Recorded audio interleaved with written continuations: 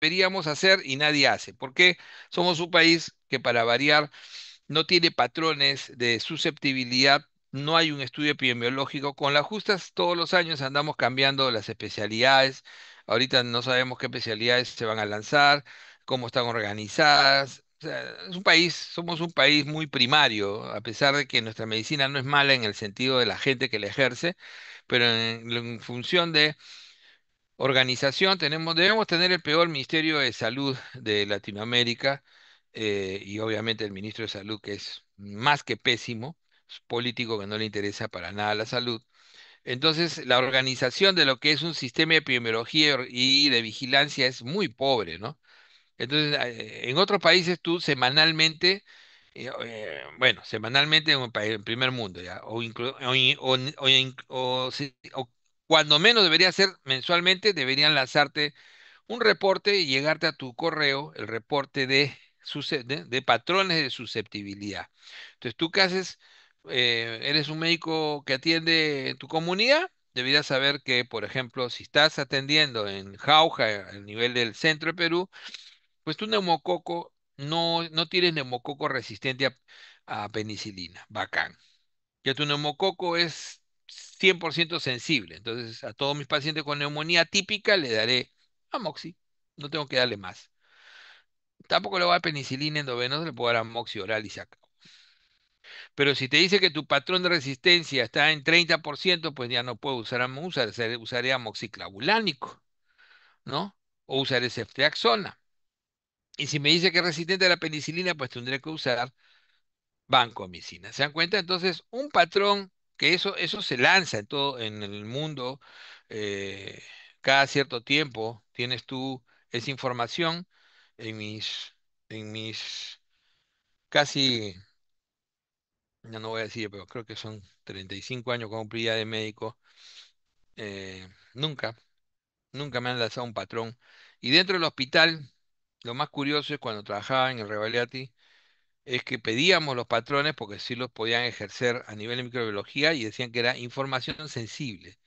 Yo no entiendo cómo puede ser información sensible algo que los únicos que les es útil es al médico.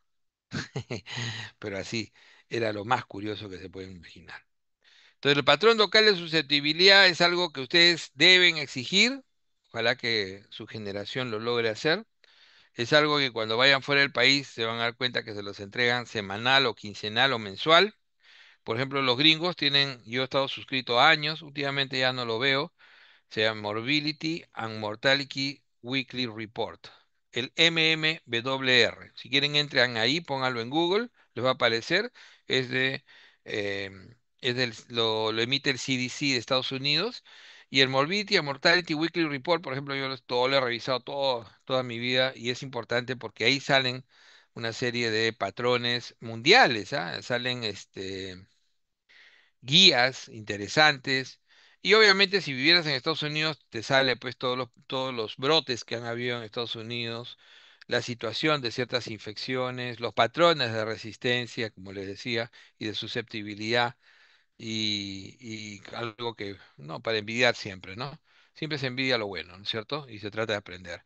Y es gratuito. Incluso estando acá, lo pueden observar, por lo menos entren de curiosidad a verlo. La probabilidad de desarrollar resistencia del antibiótico, siempre hay que conocer qué antibióticos generan más rápida resistencia, los efectos adversos potenciales del antibiótico, o sea, todo esto tienes que tener en cuenta tú cuando vas a escoger un antibiótico, la toxicidad, la probabilidad de fracaso, ¿no? Eso es lo que yo les decía en un momento, ¿no? Tienes que saber si el paciente es inmunosuprimido, pues no le vas a dar un bacteriostático, probablemente fracases. Después cuando fracasa, dice, ¿y qué pasó? El estado del sistema inmunológico del paciente es fundamental para ello. Hay principios hoy en día, los principios de antibiótico terapia actual son el uso racional. Por ejemplo, el uso racional es fundamental, ¿no? La sensibilidad, las guías, elegir un espectro, ¿no? Es fundamental, ¿no? El uso racional se refiere básicamente, yo puedo matar una hormiga con el dedo y la puedo matar también con una bazuca. Entonces, ¿qué cosa me hace más daño? Si yo a mi mesa, a la hormiga la mato con un dedo, pues no pasa nada. Simplemente maté la hormiga y todo sigue igual. Pero si yo agarro y le disparo a la hormiga, destruyo mi mesa. Obviamente maté a la hormiga, pero causé tremendo daño. Entonces, ante el tipo de infección, uno no siempre, no tiene, lo mejor no es utilizar pues, el antibiótico más potente o el de mayor amplio espectro. El espectro tiene que ajustarse a la necesidad, ¿no es cierto? Y la sensibilidad que tenga. Y de acuerdo a las guías, porque ¿cuál es la idea? Una guía es eso, no es una imposición. O sea, una gente cree que la guía es lo que tú tienes que seguir a rajatabla, a pie juntillas. No, una guía te da razones por las cuales tú debes utilizar, te sugieren usar eso. Pero la elección depende de ti porque la medicina siempre debe ser personalizada. Identificar el patógeno, básicamente, en algunos casos, no siempre, la mayor parte de las terapias van a ser lo que se llama terapia empírica. Y la terapia empírica no tiene que ver nada con empirismo. La terapia empírica antibiótica es lo que más se usa en el mundo y en nuestro país con mayor razón, porque cultivamos poco. Cuando ya salga el cultivo, te dirá, oye, tu infección urinaria era Escherichia coli y tu antibiograma dice que es sensible a amoxiclavulánico, por ejemplo, ¿no? Entonces, bacán, uso amoxiclavulánico. Pero tú ya le habías dado amoxiclavulánico porque en tu tratamiento empírico tú sabes que la Escherichia coli en tu área o para esa persona, para ese tipo de infección, era sensible y no necesitabas más. Entonces le diste amoxiclavulánico y tu paciente ya está asintomático y recién viene el cultivo y te ratifica. A veces el cultivo llega al momento preciso, no estás a mitad de tratamiento y justo tu paciente no está respondiendo. ¿Qué tal si tu cultivo, en el mismo ejemplo, te llega con resistencia intermedia a moxiclavulánico, ¿no? O resistencia total a moxiclavulánico y a ceftriaxona y necesitas darle otro tipo de antibiótico? Tienes que hospitalizarlo, de repente probablemente tu paciente comience a hacer mayores molestias o fiebre o se deteriore a pesar de que le diste, ¿por qué escogiste mal el antibiótico por alguna circunstancia? O simplemente no tenías cómo saber que el paciente había cogido una bacteria resistente, puede suceder eso. La terapia empírica es el arte de la medicina, por eso que la medicina es ciencia y arte, ¿no? La terapia empírica es el arte de la medicina. No tiene que ver con adivinar, no es una adivinancia, no es empirismo. La terapia empírica es basado en medicina basada en evidencias. Hoy en día tú tienes, por ejemplo, herramientas para ello. Tienes no solamente guías, sino tienes sobre todo herramientas como pueden ser, por ejemplo, el UpToDate, el Ambos, el Dynamite, para poder saber. Tienes el Sanfor como una guía de uso de antibióticos, la mejor del mundo. Entonces tú puedes utilizar el Sanfor o tienes hasta guías nacionales que no son nada despreciables.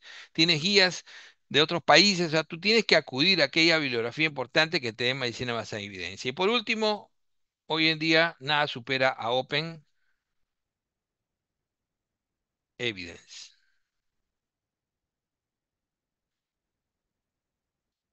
Incluso es gratis para nuestro país, ¿no? Entonces tú puedes utilizar el Open Evidence, claro, probablemente lo tengas que hacer en inglés, bueno, mm, ahí mismo le pides que lo traduzca y lo traduce, ahora hasta para el que no quiera aprender ahí el idioma, pero el Open Evidence te dice la realidad del mundo. Lo malo es que obviamente está más dirigido hacia el primer mundo, está hecho en Estados Unidos definitivamente.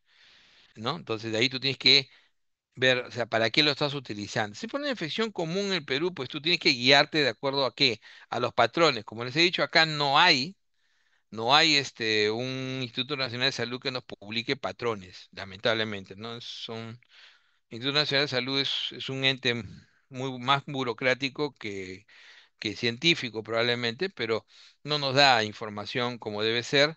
Pero gracias a Dios existe la información de gente experta, ¿no? Tú sabes que la Escherichia coli en el Perú tiene alta resistencia a fluoroquinolonas. Tú sabes que la Escherichia coli en el Perú es muy fácil de ser manejado con nitrofurantoína, ¿no? Es muy fácil de ser manejado con amoxiclavulánico, por ejemplo, no con fluoroquinolonas.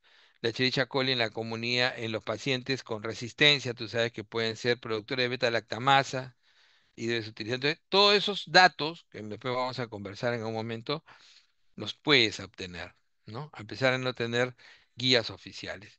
Entonces, eso es lo que te permite hacer lo que se llama una elección de terapia empírica. La terapia empírica, para concluir, es la principal herramienta del médico peruano para elegir antibióticos. Dice, la terapia empírica se basa en MBE, no en empirismo, no en lo que a mí me parece, aunque todos los demás digan lo contrario, no. Es en lo que yo tengo que investigar o lo yo tendría que haber, tengo que saber. Si yo tengo una subespecialidad, soy cirujano plástico, pues un cirujano plástico tiene que saber cuál es el patrón de infecciones de piel, que es lo que él trabaja, y por lo menos manejar eso. Es lo mínimo que se le pide, ¿no? Entonces, hay cosas así. La mayoría, los buenos, sus especialistas saben eso, ¿no? Un otorrino sabe cuál es los patrones, cuál es lo mejor para utilizar en una infección, por ejemplo, a nivel del oído, una sinusitis, ¿no? Un absceso retrofaríngeo, etcétera.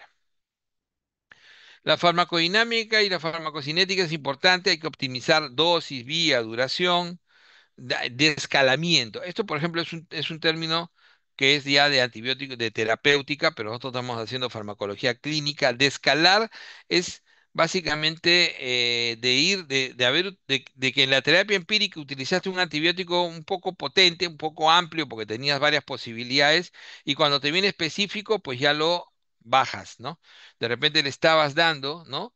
Un carbapenén a un paciente en un hospital y de pronto te viene que es pues simplemente una pseudomona sensible a cefepime, pues bajarás a cefepime y dejarás de darle carbapenén si estabas dándole imiomero. Para darles un ejemplo, el descalamiento cuando tienes la microbiología te es útil. La duración mínima, o sea, hay que saber, por ejemplo, que mínimo 7 días por una neumonía, mínimo 3 días por una infección urinaria, mínimo 6 semanas o 6 meses para una osteomelitis. Entonces hay que tener eso, ¿no? Hay que tener el tiempo de tratamiento. ¿Cuál es la lógica? Alguien me dijo, doctor, ¿hay alguna lógica ahí? Claro que sí hay una lógica. El tipo de tejido en el que está la infección, cuál es su irrigación. Cuanto más irrigado sea un órgano, es más fácil tratarlo, riñón. Pero la piel es bien irrigada, no siempre. La piel es, ¿no? Es más, sus vasos sanguíneos se alimentan por difusión, o los vasos llegan hasta la epidermis, ¿no? Por eso en piel uno no debe bajar de 2 semanas, de 10 días, cuando es una infección que requiere tratamiento sistémico, ¿no? ¿Qué tan irrigado es un hueso? Obviamente por eso una osteomelitis vas a escoger pues ¿no? Meses, no semanas.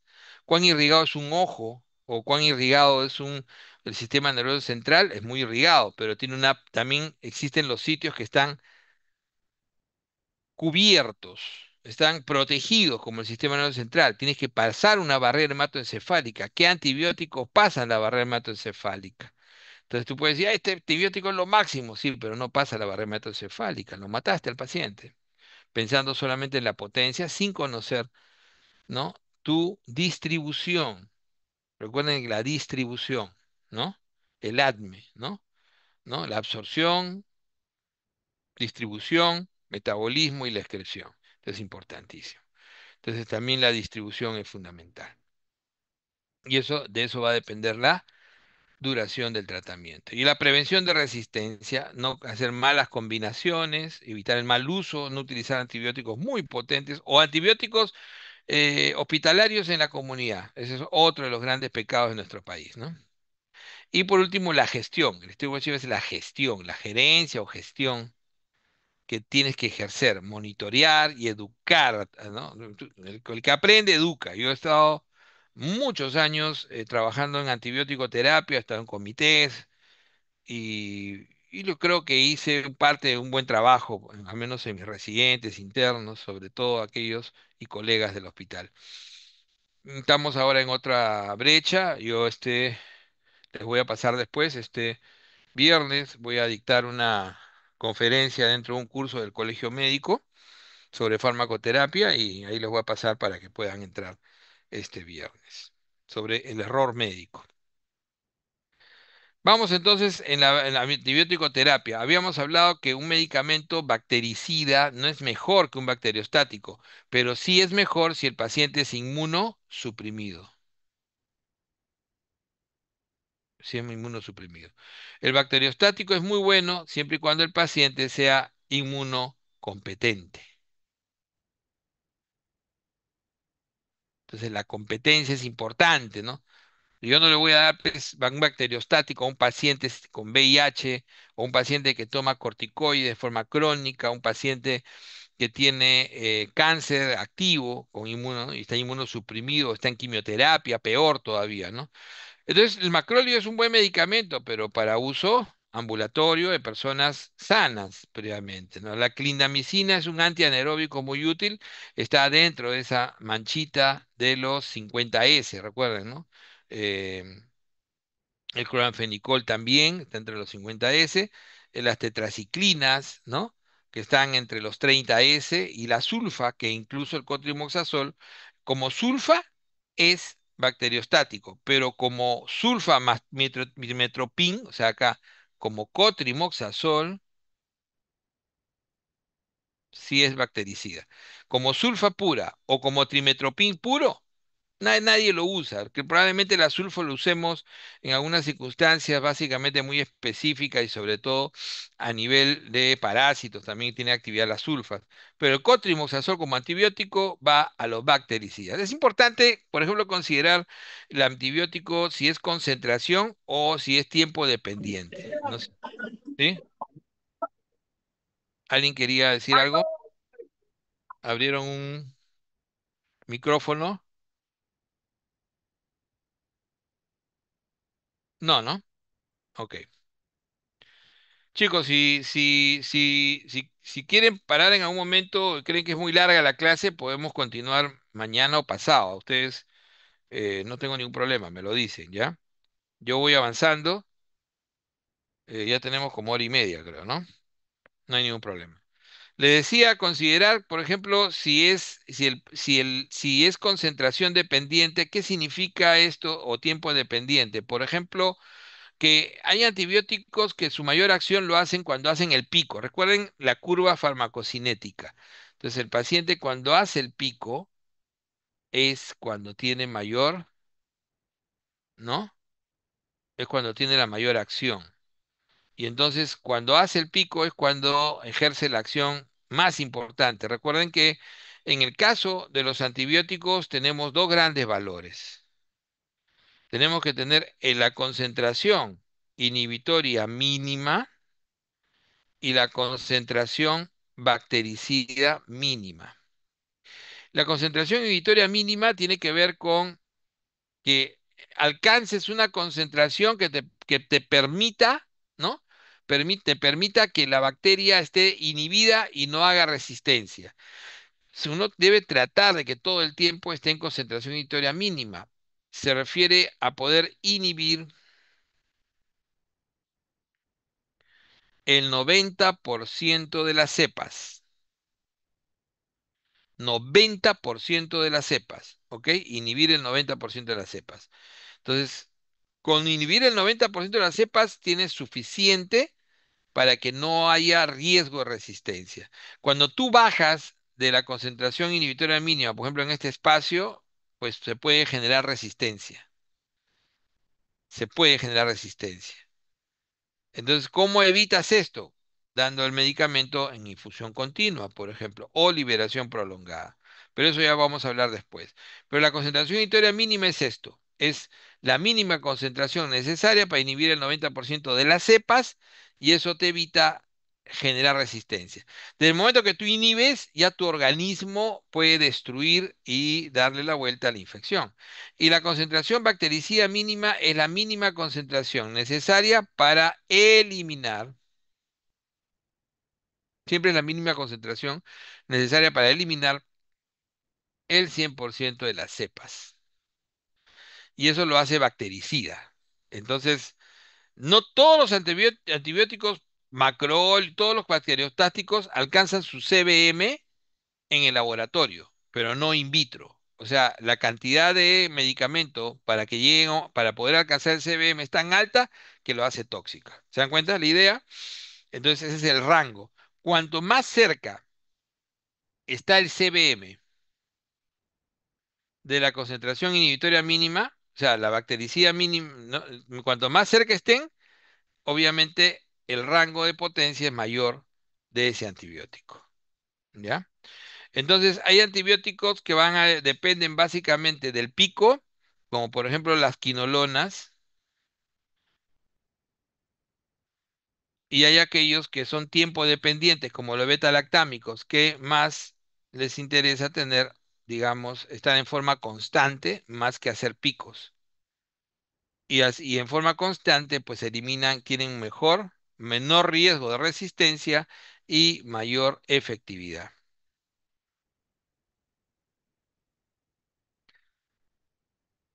Ya habíamos hablado de esto, creo que esto está duplicado, mecanismo, vamos a hablar de eso.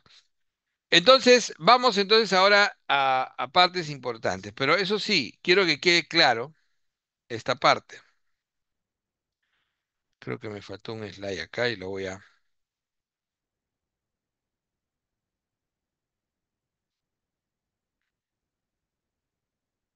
Para que les quede totalmente claro esta parte, ¿ya?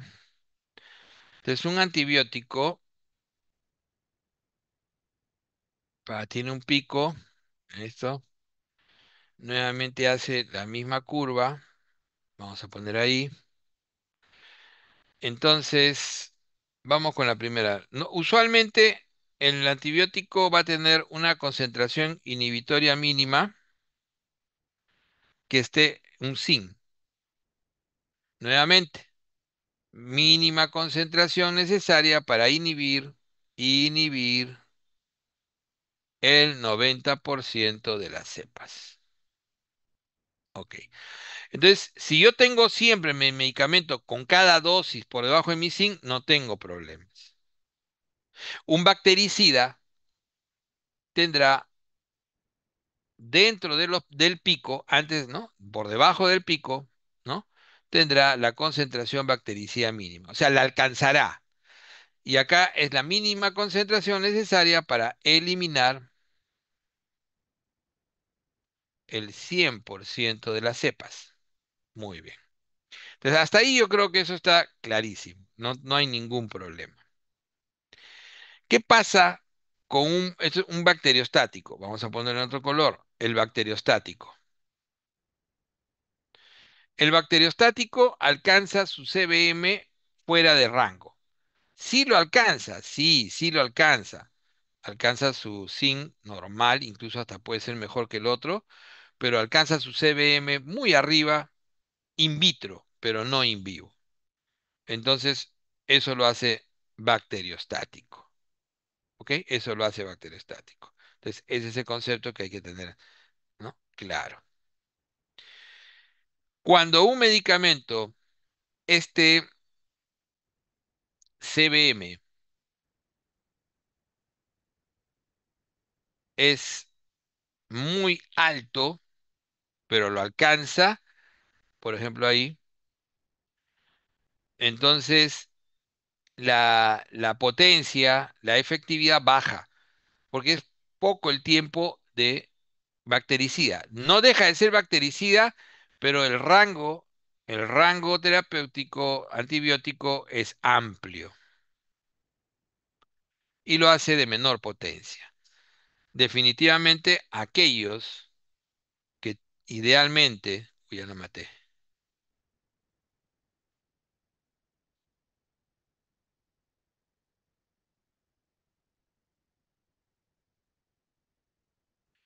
Aquellos que idealmente su concentración bactericida mínima está muy cercana de la concentración, ¿no? Miren el rango, es mucho menor, pues tendrán mayor potencia. ¿Qué pasaría si un paciente viene esta curva y le da sacar el antibiótico? Muy bien.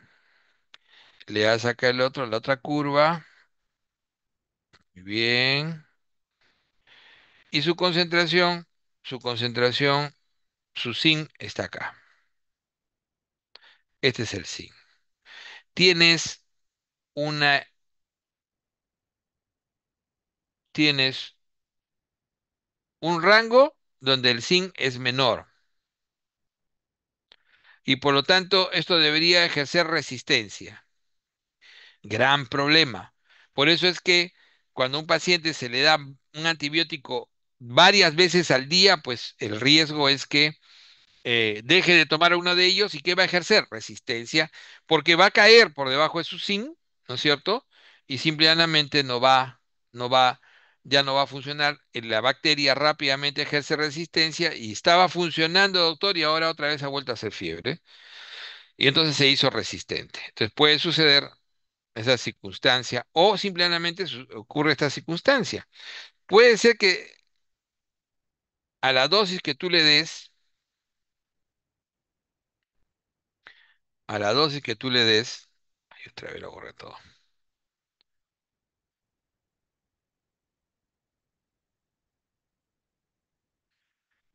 De repente tienes el paciente, tú le das y tiene un zinc y tiene un periodo libre, tiene un periodo donde podría ejercer resistencia. Sin embargo, no lo ejerce, no hay resistencia. ¿Qué pasó? Se detecta que este antibiótico, a pesar de estar por debajo de su zinc, sigue inhibiendo a la bacteria, aún por debajo de su concentración unitaria mínima. Entonces, este antibiótico tiene un efecto post por debajo del zinc. Incluso ya no es detectable casi el antibiótico, ya no es detectable en la sangre y sigue inhibido. ¿Por qué? Porque es un antibiótico que probablemente difunde muy bien el tejido, es muy lipofílico. Y esto se estudió básicamente en la ceftriaxona, por eso que es el de mayor uso. ¿Por qué es tan tan importante la ceftriaxona? Porque se descubrió que no necesitaba una dosis tan cercana y seguía inhibiendo. Y este efecto de seguir inhibiendo, sigue inhibiendo por debajo de su zinc, se llamó efecto post-antibiótico.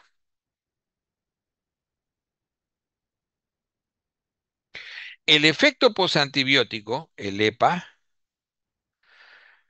es el ideal de cualquier antibiótico. Hoy en día todos los antibióticos modernos tratan de emular a la ceftriaxona. Esto fue un efecto que se descubrió en la ceftriaxona. Entonces, cuando yo era alumno como ustedes, ¿no? Todavía en la facultad, o incluso cuando ya hice mi internado, la ceftriaxona se daba cada 12 horas, 1 o 2 gramos cada 12 horas, ¿ya?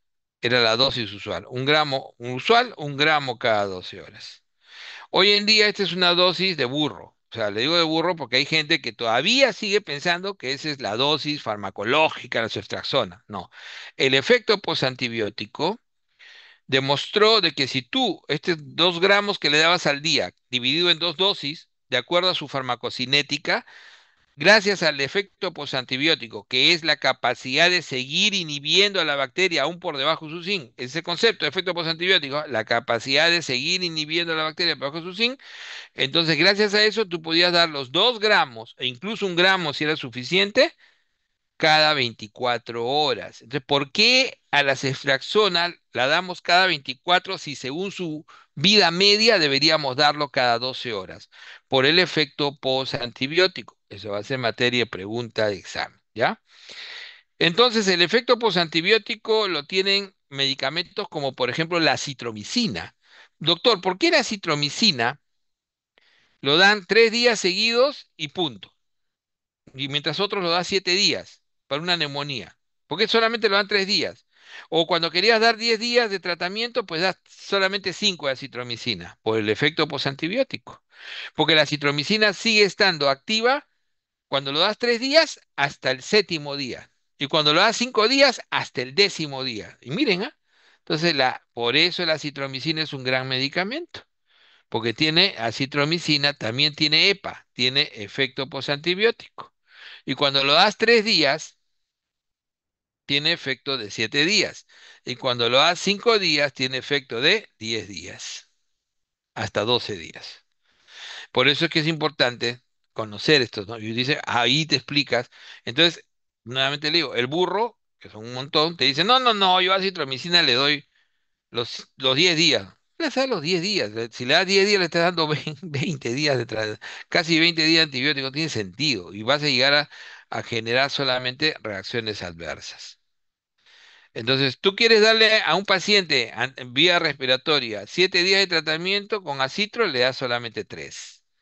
Y quieres darle 10 días, le das 5 días. Y eso se llama efecto post-antibiótico. Muy bien. Vamos ahora sí a los antibióticos. Entonces, si tú inhibes la síntesis de peptidoglucanos, ¿esto dónde se da? Esto se da fundamentalmente, ¿no? Se da fundamentalmente en aquellos que tienen pared celular, vida libre, ¿no es cierto? O sea, los que no están dentro de la célula. O sea, dicho de otra manera, ¿en qué células se guarecen las bacterias? Las que sí se guarecen a nivel de los macrófagos, a nivel de los, ¿no? A esas células. Entonces, en el proceso de síntesis de peptidoglucano vamos a tener, por ejemplo, medicamentos como la fosfomicina, que son importantes. La fosfomicina hoy en día es un medicamento de uso único, ¿ah? Básicamente su utilidad es infección del tracto urinario baja, cistitis. Es uno de los mejores medicamentos para usar en cistitis y actúa inhibiendo la síntesis de peptidoglucano específicamente a este nivel, ¿no? ¿No? Para pasar a N-acetilglucosamina en el proceso. El transporte, por ejemplo, la bacitracina. Y por último, en el ensamblaje ya del peptidoglucano, los beta-lactámicos a este nivel. Entonces, ya cuando se va a producir la mureína a ese nivel, ya en el ensamblaje actúan los beta-lactámicos y los glicopéptidos. Beta-lactámicos, que es la gran familia, ya sabemos, penicilina, cefalosporinas, carbapenems, glicopéptidos, la vancomicina. Beta-lactámicos, la gran familia. Mecanismo de acción, pregunta de toda la vida. Inhibe el peptidoglucano uniéndose a la PBP, lo cual permite una lisis bacteriana, gracias a qué? Le permite a que se forman poros y es destruido por las fuerzas osmóticas. ¿Ok? Destruido por las fuerzas osmóticas. Ojo que es bactericida y es tiempo dependiente. Por eso es que en infusión es mejor. Cuando das, la mayor parte de los betalactámicos son parenterales. O sea, no son, si bien es cierto, son una familia tan grande que hay muchos orales, como puede ser la amoxicilina, la ampicilina sulbactam, como puede ser la cefalexina, la cefradina. Uno pensaría que son muchos. No, eso es poquísimo comparado a la cantidad de parenterales que hay y lo amplio que es, como vamos a ver, los betalactámicos. La mayor parte de los betalactámicos tienen muy baja absorción por vía digestiva. El que mejor se absorbe es la amoxicilina, por eso que la amoxicilina tiene 100% de biodisponibilidad, imagínense ustedes, ¿no? Entonces es un gran medicamento. Entonces son tiempos dependientes, generalmente la infusión es lo mejor que puedes hacer. Tú quieres darle 4 gramos o 6 gramos de ceftazidima a un paciente, podrías darle 2 gramos cada 8, mejor pon los 6 gramos en infusión, ¿no? De 18 o 20 horas y es suficiente y eso es mucho mejor para el paciente y va a tener menos resistencia. Las farmacologías son de espectro variable, orales intravenosos, o sea, parenterales, tienen, la mayoría son de eliminación renal, sin embargo, la ceftriaxona es de eliminación mixta y no tiene que ajustarse a la función renal. Esa es la otra gran ventaja. O sea, ya van dos, ¿ah? La primera es ceftriaxona, tiene efecto posantibiótico. La segunda no se ajusta a la dosis renal. Tiene baja toxicidad. El riesgo alérgico es 5 a 10%, es bajo, es bajo. Y cruzado también es bajo, vamos a ver. Se clasifican como los betalactámicos. Tienes los primeros antibióticos sintetizados industrialmente, las penicilinas. La penicilina G, que sigue siendo de gran utilidad y se sigue utilizando. La amoxicilina, que si bien es cierto tiene patrones de resistencia muy altos hoy en día, su biodisponibilidad en 100% oral lo hace el mejor medicamento definitivamente. Y Su combinación con ácido clavulánico, o sea, estamos hablando del amoxiclavulánico, lo hace imbatible en el ambulatorio. La oxacilina, que es, por ejemplo, una penicilina antiestafilocócica. La cefalosporina de primera generación, estamos poniendo ejemplos nomás, segunda, cefuroxima, tercera, la clásica ceftriaxona, cuarta, cefepime, quinta, ceftarolin. Los carbapenémicos de uso hospitalario, meropenem, imipenem, hoy en día también hay doripenem y lenapenem. Monobactámicos, el astrionan, que tiene una característica, ¿no?, que vamos a resaltar desde ahora. Es el único que se puede utilizar a la alergia a beta-lactámicos. En alergia a beta-lactámicos. ¿Qué significa alergia a beta-lactámicos? Significa que la alergia a beta-lactámicos eres alérgico a penicilina y también a cefalosporina, hasta la cefalosporina. Y doctor, si tú eres alérgico a la penicilina, ¿puedes usar cefalosporina? Sí, porque la reacción cruzada es 5 a 7%, es baja. Entonces, alguien me diría, doctor, ¿usted le daría a su madre? Yo le he dado a mi madre, que es alérgica a la penicilina, le he dado cefalosporina. Y no pasó nada. En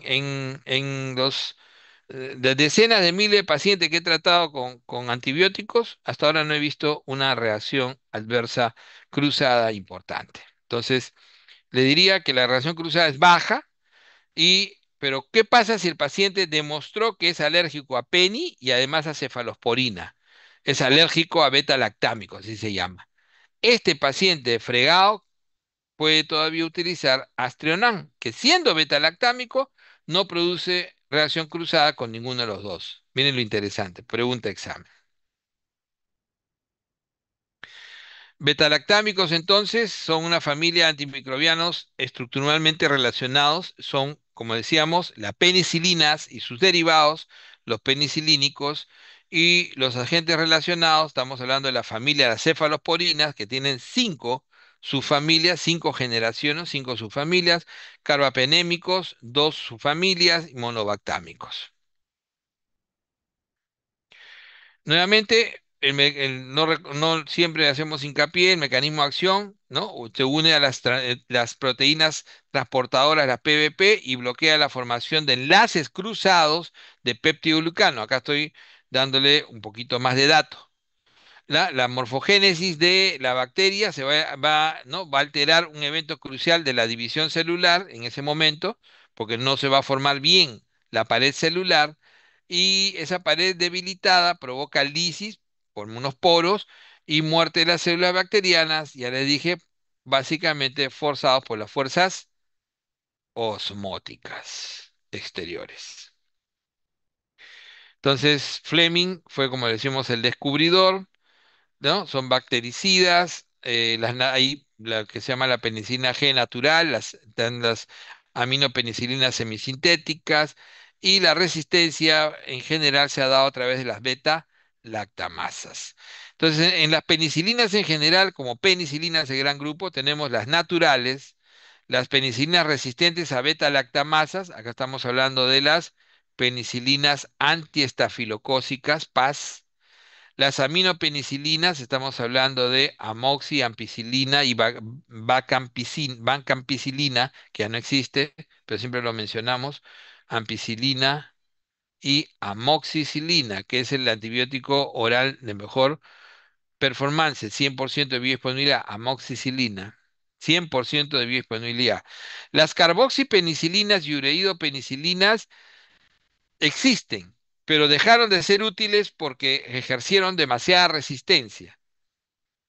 Ejercieron estas eran llamadas también penicilinas de amplio espectro, penicilinas de amplio espectro. Y estaban básicamente dirigidas a poder tratar infecciones por bacilo gram negativos, sobre todo pseudomonas. Entonces ahí teníamos, por ejemplo, la carbenicilina. Teníamos, por ejemplo, la piperacilina. Teníamos, por ejemplo, la ticarcilina. Hoy estas se han recuperado, al igual que amoxicilina, que se ha combinado con amoxiclavulánico, con ácido clavulánico. Ya les contaré la próxima semana exacto cómo se hizo esto. La ticarcilina también se ha combinado con ácido clavulánico y la piperacilina se ha combinado con, por ejemplo, tazobactam. Y hoy en día es uno de los medicamentos que más utilizamos en los hospitales. Estas añadidos son otros betalactámicos que hacen inhibidores de la beta-lactamasa.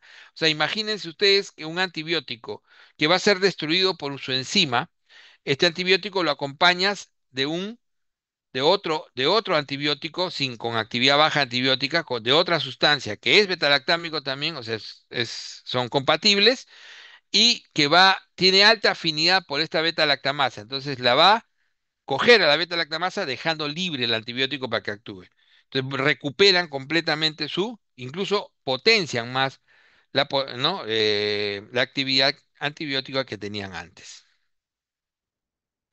Entonces, penicilinas sensibles, hoy en día, aquellas infecciones que son penicilinas sensibles a los naturales, el estreptococo grupo A, B, C y G, por ejemplo, algunos cocos gram negativos, meningococo, algunos anaerobios, sobre todo los de por encima del diafragma y espiroquetas, sobre todo la sífilis, van a ser todavía objeto de uso de penicilina.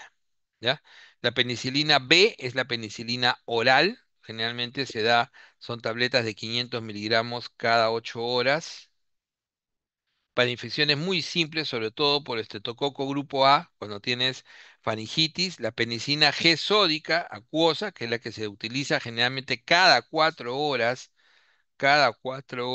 por vía intravenosa. La procaína, que es para vía intramuscular, generalmente se da, ¿no? em, en inyección única diaria, y la benzatínica, que esta es diaria, esta es cada 24, y la benzatínica, que es dosis única, que generalmente se da 1,2 o 2,4 millones intramuscular y que debe tener, según la vida media, 7 días ¿no? Liberándose en la sangre. Entonces son las maneras de colocar la penicilina, ¿no? Si es a la vena, la G sódica clásica o potásica, pues es cada 4 horas parenteral. Si es procaína, hay una variante que se llama clemisol, que es básicamente lo que se le suma, las moléculas que se le suman a la penicilina para que se libere más lentamente, también son cada 24 horas. Y la benzatínica clásica que se utiliza, por ejemplo, en los pacientes con sífilis que tienen BRL positivo, se le suele poner 2,4 millones intramuscular. Se le puede poner 1,2 en el caso de otras infecciones, pero en el caso de sífilis 2,4 millones. Entonces, la reacción que puede dar a veces cruzada, la reacción de Harry-Hettmeyer, es que el paciente puede hacer una reacción, ¿no? De hipersensibilidad intensa, sobre todo el paciente con sífilis, y hacer cefalea, mialgia, fiebre y taquicardia y taquimia.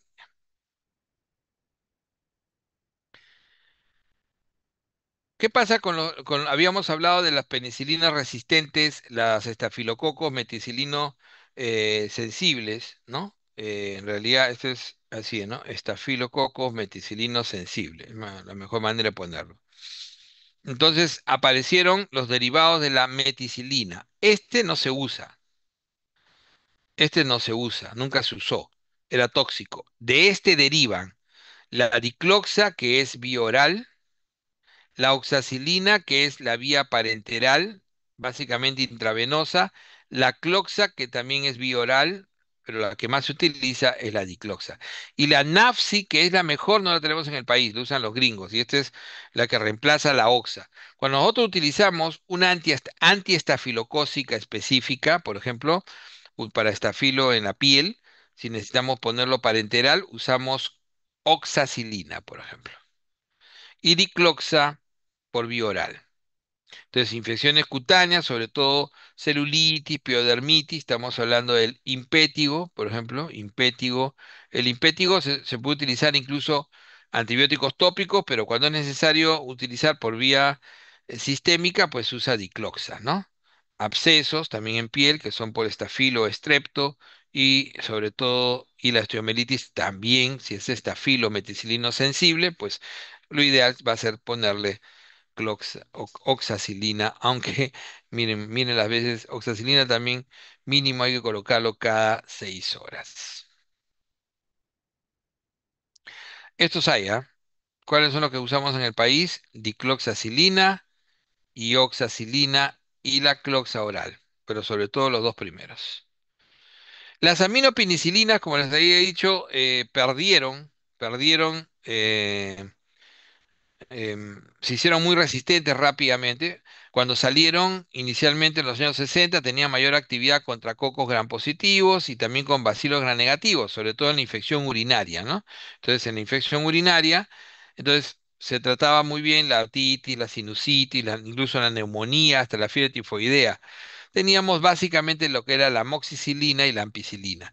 Ideal la amoxicilina, el único betalactámico oral con 100% de biodisponibilidad. O sea, la misma dosis oral, la misma dosis parenteral. Ese era el ideal. Cuando se vio que ya la resistencia lo hizo cada vez menos útil, a los años, fines de los años 80, se descubrió que combinándolo con ácido clavulánico, que es también es un beta-lactámico, hacía que la beta-lactamasa específica se uniera al ácido clavulánico y libre lo que era dejaba libre lo que era básicamente la actividad de amoxicilina. Entonces recuperó, recuperó su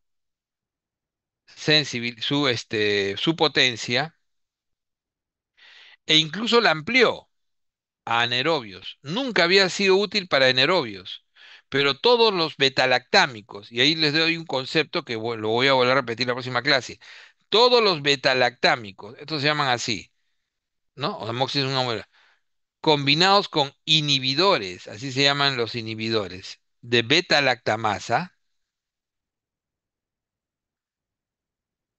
Estamos hablando de amoxiclavulánico es el inhibidor, ticarcilina ácido clavulánico es el inhibidor, piperacilina tazobactam este es el inhibidor.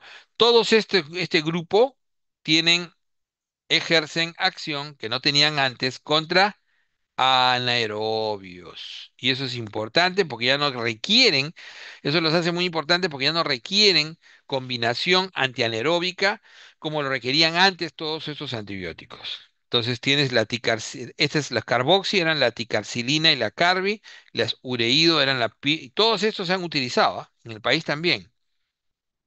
Solas ya no son útiles. Combinadas son útiles hoy en día.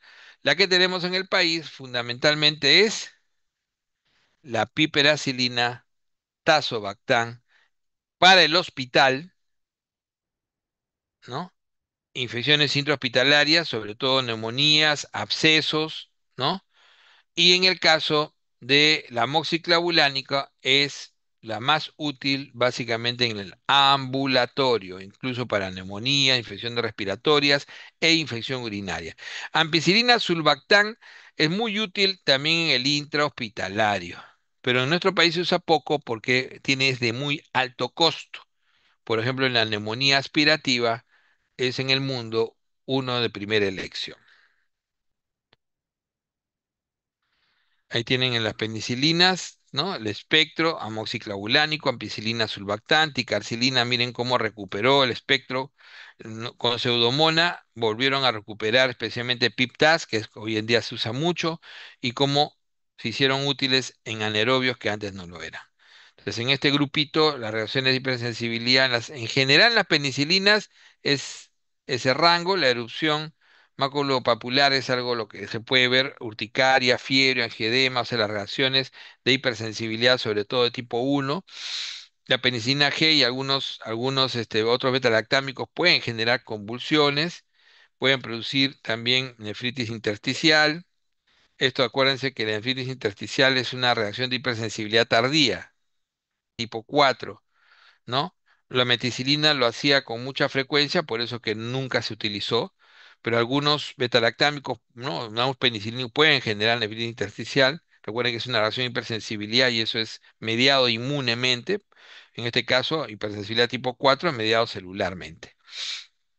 El exantema cutáneo, ¿no? El que se puede generar como reacción cruzada en los pacientes que tienen mononucleosis y que están utilizando AMPI o amoxi, puede aparecer un exantema cutáneo como una reacción adversa.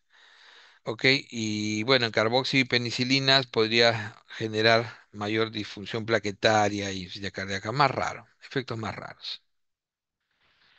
En el caso de las cefalosporinas es una derivación de las penicilinas semisintéticas, o sea, se generó un tipo incluso la primera cefalosporina fue generada a partir de cepas bacterianas, ¿ya? Y son bactericidas naturales, hay semisintéticas y tienen alta resistencia a la beta-lactamasa, eso los hizo muy útiles. Per se, la cefalosporina de primera, por ejemplo, tienen la misma potencia contra estafilo, meticilino sensible, que tienen las penicilinas antiestafilocócicas, con la ventaja de que su rango es un poquito más amplio. ¿Se dan cuenta? Entonces, cefalosporina primera fácilmente reemplazan a dicloxa, a oxacilina, que son las penicilinas antiestafilocócicas. Mecanismo de acción similar, o sea, igual. Y reacciones adversas, la reacción hipersensibilidad 5% y la cruzada, que es lo que uno siempre teme. Dice, doctor, mi paciente es alérgico a la penicilina. ¿Puedo darle cefalosporina? Sí, porque tiene reacción cruzada solamente 5 a 10%. Con cuidado. Puedes hacer una reacción, puedes hacer una prueba de sensibilidad, pero no es necesario. La nefrotoxicidad es un poco mayor en las cefalosporinas que en las penicilinas, ¿ok? Puede producir necrosis tubular aguda en algunos pacientes y puede producir incluso colelitiasis y colestasis en la ceftriaxona, puede precipitar en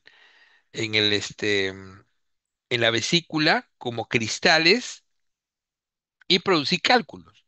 Y asemejar el hecho de tener como si tuvieras cálculos ¿no? En la vesícula, o sea, cólico biliar.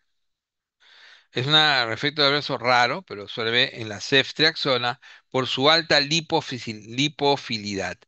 Ahí puede también haber sangrado por alteración del factor de coagulación. Recuerden que todos los antibióticos de amplio espectro, como estos, van a interferir en la producción de vitamina K. ¿Dónde se produce el 99% de la vitamina K? No viene de la dieta, viene de las bacterias del tubo digestivo. Entonces los antibióticos de amplio espectro, al eliminar esas bacterias, pueden generar trastorno de coagulación al no tener vitamina K y al disminuir los factores de coagulación dependientes de vitamina K. Cefalosporinas, entonces tenemos así, primera generación, miren ustedes, la cefalotina desapareció hace muchos años, la cefazolina es el parenteral que tenemos hoy en día, intravenoso, es el parenteral que tenemos hoy en día, y la cefalexina es el bioral que tenemos hoy en día, básicamente. Cefadroxilo es una alternativa, la cefradina también es alternativa. Todas estas son bioral también. Todas estas están en el mercado, ¿ah? Esta es la que más, esta es la que está en petitorio.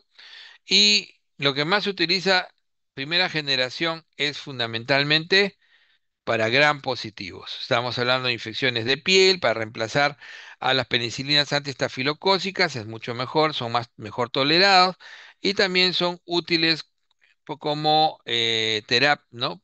Profilaxis antibiótica, como profilaxis antibiótica de cirugías limpias, por ejemplo. En general, para estafilococo meticilino sensible y infecciones leves por bacilo, a uno que otro bacilo gram negativo, pero infecciones leves, incluso se puede utilizar hasta en neumonía, ¿no?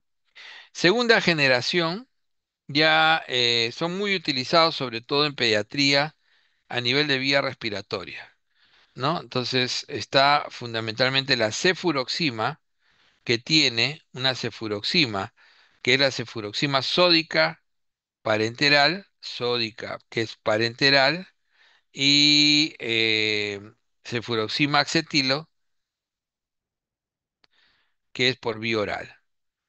Su alta actividad contra Haemophilus influenzae hace que sea muy útil en pediatría, muy utilizado especialmente en infecciones respiratorias altas en pediatría hasta neumonía, ¿no? Y de ahí, lo otro que es muy útil es la cefoxitina, que no es específicamente una cefalosporina, es una cefimixina, pero está clasificado acá. Y esta cefoxitina tiene la característica de que además que todo lo de segunda generación todavía cogen bien gram positivos y ahora y tienen un poco más de gram negativos. Un poco más de gram negativos, de bacilos gram negativos. Vamos a ponerlo como mejor, como usualmente se usa, ¿no? O sea, no son altamente potentes, pero sí ya son bastante útiles contra bacilos gram negativos. Entonces, ahí es la idea. Esta cefoxitina es la única que tiene además actividad antianaeróbica contra anaerobios, por eso la hace especial, la cefoxitina, sobre todo sobre bacteroides fragilis.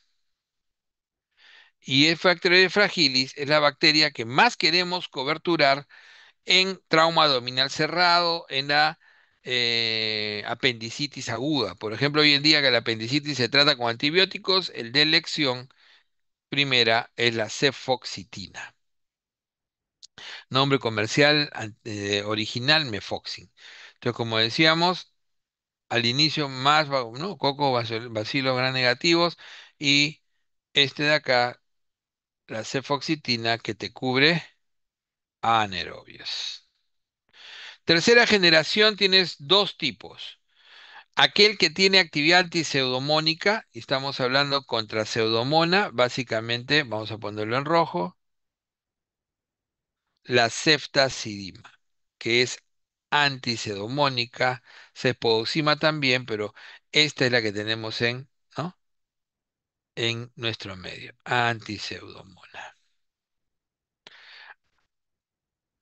Entonces, para pensar en ceftazidima, fundamentalmente tienes que pensar en coberturar pseudomona, sea por vía respiratoria, sea a nivel biurinario o sea abdominal.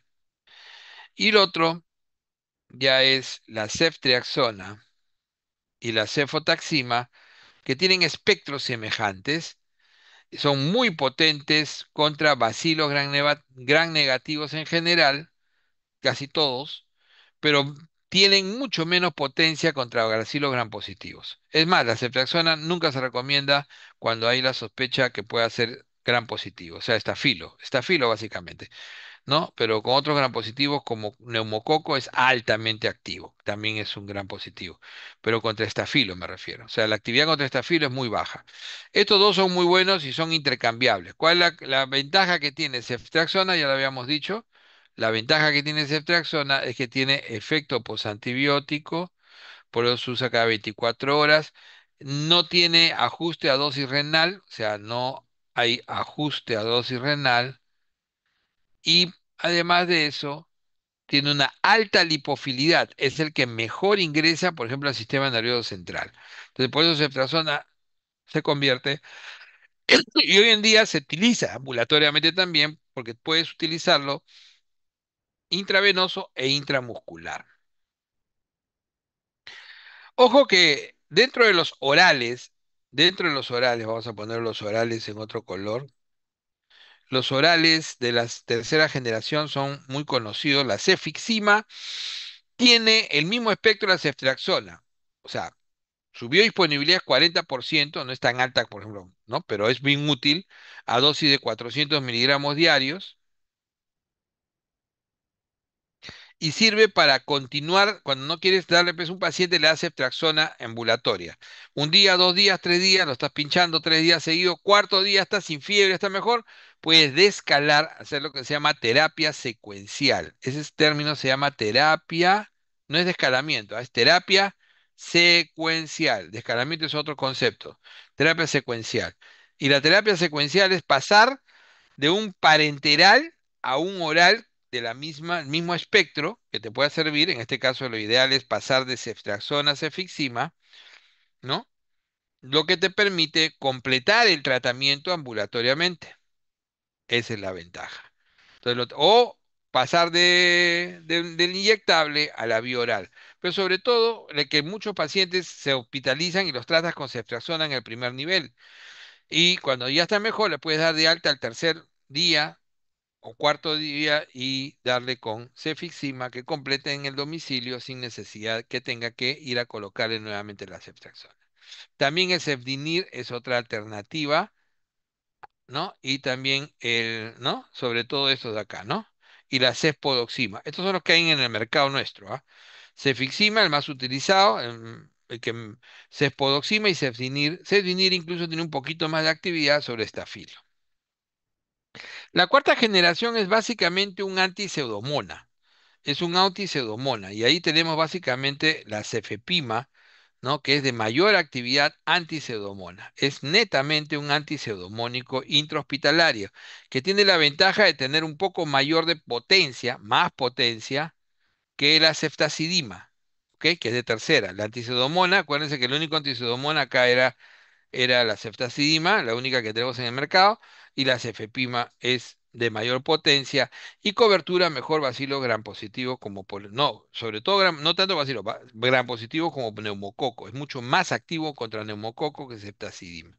Como tú haces terapia empírica, mientras más te coja sobre un diagnóstico que no tienes no tienes identificación bacteriológica, como puede ser la neumonía, una neumonía hospitalaria, tú lo hospitalizas, dice, bueno, voy a cubrir, hay riesgo, lo tengo hospitalizado, tiene riesgo de pseudomona, porque mi hospital tiene alta incidencia de pseudomona, entonces le voy a dar le voy a dar ceftazidima. Un momentito, pero ese paciente podría también ser neumococo, sería raro, pero puede ser. Aunque la neumonía es intrahospitalaria, el paciente ha estado más en contacto con la gente, ha estado, ha venido a la calle. Mejor darle cefepime porque tiene mayor actividad contra neumococo. Entonces, esa es la terapia empírica que te puede coberturar todas aquellas posibilidades. Y la quinta generación, que no es de gran utilidad en nuestro país, pero es interesante saberlo, ¿qué lo hizo? Algunos no lo llaman quinta generación, algunos le llaman cuarta generación y de ahí cefalosporinas, también se llaman así, cefalosporinas antiestafilocócicas. Si se dan cuenta ustedes, estafilo, estafilo no es algo que uno quiera cubrir definitivamente con una cefalosporina de segunda o tercera agua. Generalmente lo cubres acá. ¿Pero qué estafilo cubres acá con cefasolina o cefalectina? Estafilo meticilino sensible. Pero este de acá te va a cubrir estafilo aureus meticilino resistente, que cuando tú pensabas en una infección que tuvieras que cubrir estafilo aureus meticilino resistente, le sumabas vancomicina. Entonces tú agarras y decías, le estoy dando ceftriaxona más banco, doctor. Ah, está bien, estás cubriendo ahí. Le estoy dando ceftazidima más banco. Le estoy dando cefepima más banco. Si ya usas ceftobiprol y ceftarolin, ya no necesitas sumarle la vancomicina. Es como si le estuvieras dando con ceftarolin una ceftazidima más vancomicina. Y en el ceftobiprole, un cefepime más vancomicina. Medicamentos que no han requerido ser ingresados en el país perentoriamente porque por cuestión de costos vamos a seguir utilizando generalmente la combinación con banco, ya que vancomicina es muy barato. Muy bien.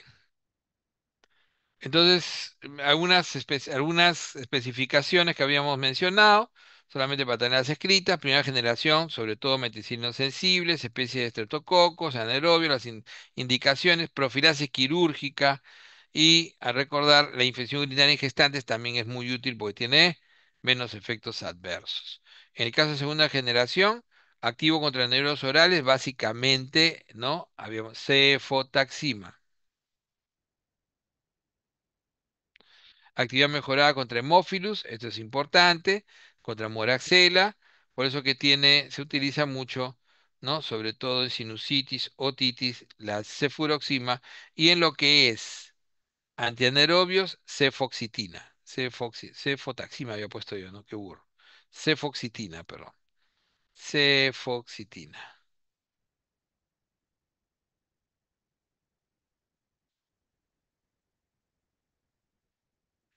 En el caso de tercera generación, como le he dicho, es más activo contra patógenos gram negativos que organismos gram positivos, con actividad notable contra especies de estreptococos, enterobacterias y la cefta, ¿no? Que es la única cefalorina tercera con actividad anticedomona, ¿no? Posible resistencia debido a beta-lactamasas de tipo AMPC, esto es importante. en cepas, ¿no? de Clostridium y de Morganella morgani y Serratia marcenensis. Y las indicaciones, miren, son muy amplias, ¿no? ¿Cuál es el más utilizado? Obviamente la ceftriaxona. De lejos la ceftriaxona. Infección urinaria intrahospitalaria, infecciones pélvicas, óseas, tratamiento empírico de meningitis, neutropenia, enfermedad de transmisión sexual, ¿no? Amplio, la ceftriaxona es ideal para para gonococo, otitis externa maligna, ahí sí es anticedomona.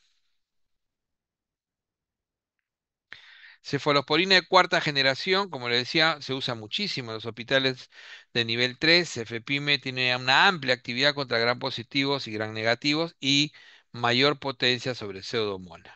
¿Ok? Conserva actividad ¿no? alta contra enterobacterias que producen incluso AMPC y no activa contra enterococo, eso sí, prácticamente ninguna es activa contra enterococo. ¿Ah? Enterococo hay que usar o banco, si es que es sensible, o linezolid. Entonces, la cuarta generación básicamente es Cefepime, lo que tenemos en el país. Y la quinta, les había dicho, la actividad contra estafilococo meticilino resistente.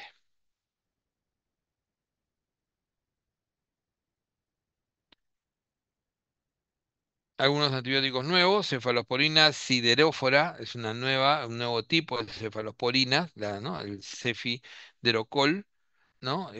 Va contra gram negativos resistentes a múltiples fármacos, incluidos productores de beta-lactamasa, carbapenemasas, pseudomona, acinetobacter baumannii, estrenotorfumona, que esto era casi imposible. Antes la estrenotorfumona solamente la cubríamos con cotrimoxazol. Entonces este es, este es un nuevo subtipo de cefalosporina, siderófora. ¿No? Tienen mayor estabilidad frente a beta-lactamasas, nuevo mecanismo de transporte, o sea, se transporta mejor a través de la membrana externa, que puede superar el efecto de mutaciones de permeabilidad que se pueden observar en Pseudomonas. Se cree que el cefidrocol, por ejemplo, tiene poca actividad gram positiva y anaeróbica, pero es básicamente contra bacilos gram negativos y está ahí básicamente aprobado para infecciones complicadas del tracto urinario, donde hay, cuando tienes contra bacilos nativos altamente resistentes, sobre todo productores de beta-lactamasa, y las neumonías también asociadas a ventilador, que son las que se asocian a Acinetobacter, por ejemplo, ¿no? Y Pseudomonas resistentes. Entonces, dan resultados, muy buenos resultados, o sea, muy comparable al uso de carbapenems. A veces los carbapenems tienen mayores problemas, pueden producir más convulsión, mayores efectos adversos, entonces es una gran alternativa. Los monobactámicos, de poca utilidad en los últimos años, básicamente se lo tiene como un alternativo ¿no? al uso a la pseudomona, sobre todo cuando tenemos reacciones cruzadas de alergias, ¿no? o patrones de resistencia, ¿no? Entonces el Astrionan salió como el reemplazo de los aminoglucósidos, pero en realidad no es que los aminoglucósidos tampoco sean muy importantes, como vamos a ver a continuación. Entonces tiene un espectro para enterobacterias, como decíamos, bacilos gram negativos, Escherichia coli, Proteus, Serratia, este grupito, Klebsiella, y cubre Pseudomonas, que ese es uno de los grandes problemas, ¿no? Entonces cubre otras especies importantes, es una alternativa y sobre todo su gran actividad no reacción cruzada y el uso como en pacientes que tienen alergia a beta-lactámicos.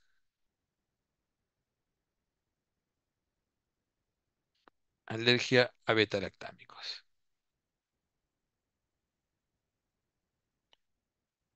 Bueno, chicos, esta parte yo creo que ya no sería lo más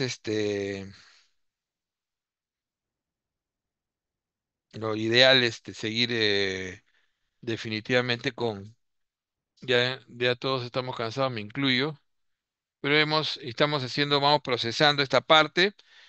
El día jueves definitivamente sí terminamos todo, ¿ya? Salvo que ustedes me den la oportunidad de repente de hacerlo, empezar el jueves un poco más temprano, empezar a las 7 de repente y ya hacemos una maratón como ahora, ¿ya? Pero yo creo que acá nos vamos a quedar ahora para empezar Carbapenems, ¿ya? Hay que explicar muchas cosas. Preguntas,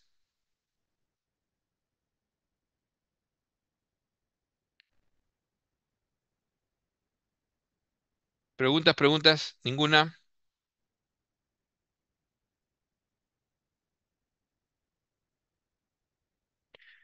Dos cosas, ¿no? Si no me preguntan es porque no entendieron nada o entendieron mucho. A ver, eh, yo espero que haya sido, no, esta parte siempre es un poco más larga y lenta porque hay que adentrarnos en el tema de antibiótico terapia, ¿ya? Lo que viene ahora ya es específico, es más rápido y hablaremos un poco de resistencia. Nuevos antibióticos. Yo les aseguro que en otros sitios no amplían mucho. Algunos creen que a ustedes hay que enseñarles como burro. O sea, a mí me han criticado mucho eso. Algunos creen que a ustedes hay que enseñarles a usar los antibióticos básicos, no los nuevos, ni tampoco los mecanismos complejos. No creo que no es así, ¿no? El que estudia medicina siempre debe estar un paso más adelante. Incluso en el pregrado uno debe tener más teoría que el que está ejerciendo en ese momento. Esa es la ventaja que uno tiene de tener internos, porque el interno viene con mucho, incluso mayor teoría que uno, y uno lo que le va a enseñar es, ¿no? El aspecto práctico y ahí se funde una buena medicina, ¿ya? Entonces, vamos a coordinar para tomarles, no sé si el día de mañana o pasado, la control de lectura, porque tengo que ver, tengo mucha dificultad con la programación. Les mando, no me responden un día, 2 días, pues mañana voy a insistir de temprano. ¿Ya? Dos cosas, a la delegada Andrea, mañana me acordar temprano, por favor, de dos cosas, ¿no? Uno, la pregunta que tiene dos respuestas, ¿no? Que además de ginecomastia era náusea, para avisar a Diana, y lo segundo, de paso me vas a acordar para poder insistir en lo que, ¿no? En la programación del control de lectura. ¿Ya? Ya, doctor, está bien. Listo, perfecto. Entonces, si no hay preguntas, buenas noches, vayan a ver Lazos As, que está